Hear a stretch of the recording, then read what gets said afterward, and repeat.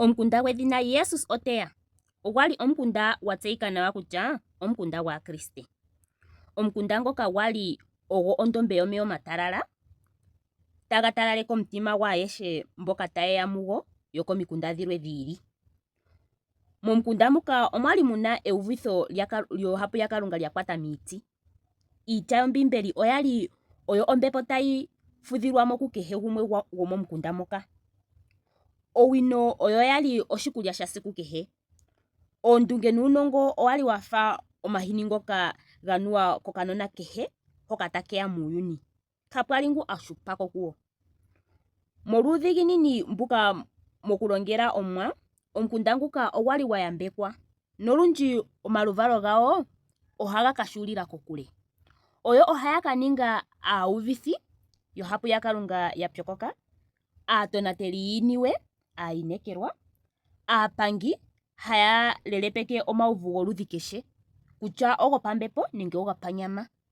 Ngele owe engene popepi nayo nande owali kuna edhiladhilo lyoku hedha popepi nakalunga, ingaa ngaa nali tukuluke mungweye. Okukalamwenyo kwawo okwali efatululo lyokukalamwenyo komukriste lela. Ano momukunda ogo tuu nguka omwa yambuka omugundjukamati gwedhina Timotheus, atseyika nawa ha ithanwa omuevangeliste Timo. Omulumentu okwali ha uvitha ohapu yakalunga nokuyi fatulula afa omwenyo gwe omo gwathikama. Ngele tuuvitha oto hala wutye aayengeli yomegulu ya holokapo molupe lomuntu ya hokolole uunene wakalunga. Kapwali omutima hagu shuna kegumbo inaagu inyengithwa kiitya ye nge teyi uvitha. Nomupagani okuna okutshuna uuvako kutya Kalunga omushiti gwegulu nevi, oye Kalunga omunamwenyo. Molwa omagano gomuevangeliste Timo ngaka, ongeleka kehe, ocrusade nontanda kehe tadhi ningwa, okwali haye mu hiya aka ninge omuuvithi nenge omupopi asimana. Shika otsheetitha nokuli omuleli gweengeleka adhishe akambadhale okumupa ombelewa yondilo ndjoka yatya iikwa niipangitho yoludhi keshe. Nelalakano kutya aantu hayeya kuye ya bookinge koshimaliwa oshindji ye akale wo hapopi okuziilila mombelewa ye.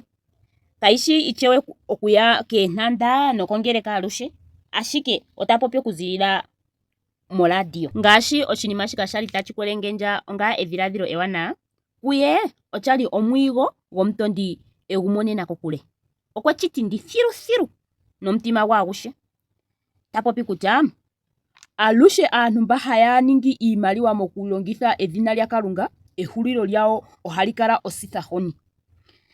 Naayehe mboka haya uvitha ohapu yakalunga okuziilila mo comfort zone ohaya pitwako kuuntsa nokombepo yokwiihola mwene.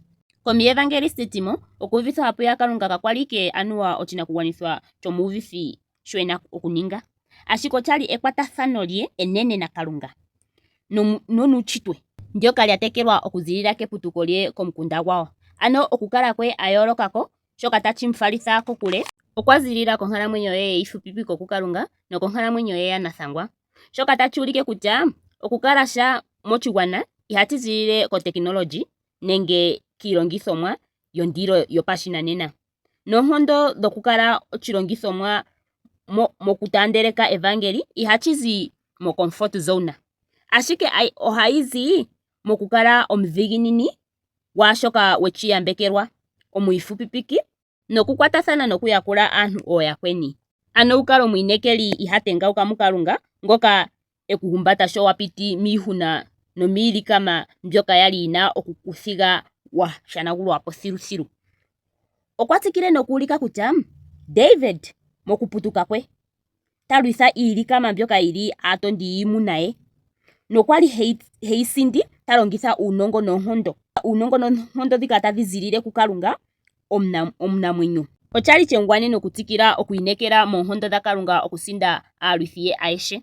Sho osho wuwete omukwaniilwa sho ali ape David iikwa niipangitho mbyoka yali hayi longithwa kukehe gumwe tayi miita, okwali eyi tinda, oshoka kayali oshitopolwa shoka iigilila ye.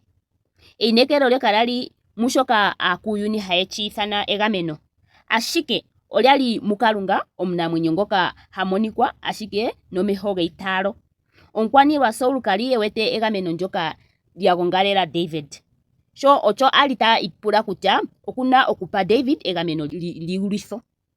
Ano Evangeliste Tim okwa tsikile nokupopya nonkuluntu gwengeleka adhishe tati, ano mbedhi itandi ikupe oshoka ino tseya egameno nomupaluthi ngoka ahumbatandje. Sigo opondondo ndjika sho wuli to vulu okumona kutya shoka wahala okushipandje otashi vulu okulonga hwepo. Ashike shi tseya kutya okukalamwenyo kwandje akushe ondashupa kandina atishe shoka wahala okupandje. Ano etsomukumo olyo ndyoka kutya okukala twa thikama moshili, tuli moshili sha Kalunga nokwiinekela mu tate Kalunga otashi tu fala komahala hoka inatu ga dhiladhila meenkalamwenyo dhetu.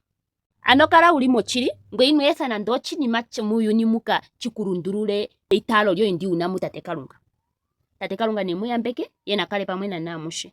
Tangi shi mwapulakene koshilongwa shetu shonena.